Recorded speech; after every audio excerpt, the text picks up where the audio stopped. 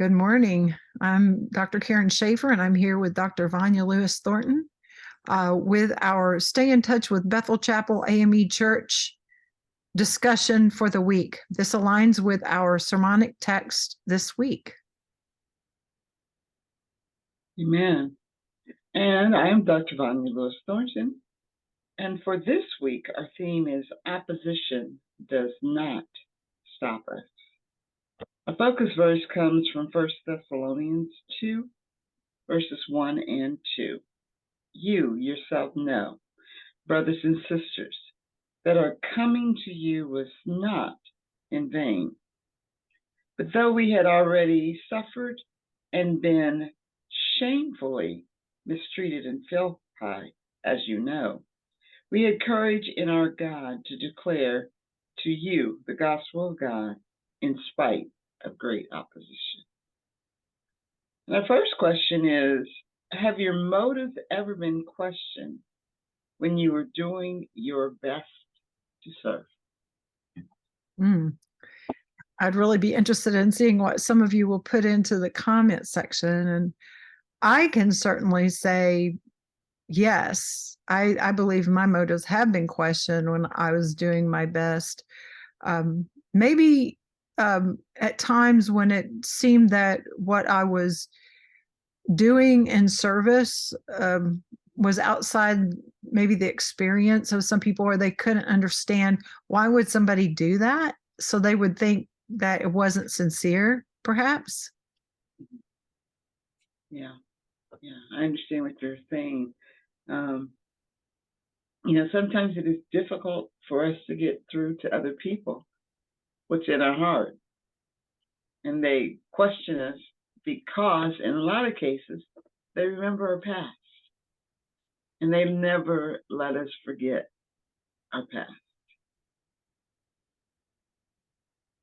Wow. Yeah, and I think Paul was referencing something about his past too, and as he was greeting the Thessalonians, he seemed to go on for 3 straight chapters with his greeting in the letter to the Thessalonians, and in this second chapter, he's telling them about how he was opposed and mistreated in the past. I think it's insightful of you, Vanya, to think about sometimes people remembering their past may have something to do as to why they can't necessarily understand other people's motivations. Sometimes they want to, sometimes we let the past hold us down. And sometimes others let our past. They would keep reminding us, yeah, but I remember when. Mm-hmm. Mm-hmm. And, and so I question your motivation. Why? Why now? Mm-hmm. But even so, I like that theme that we don't let opposition stop us. I'm looking at that second question. How can we support one another when we're under stress without getting caught up in needing constant praise?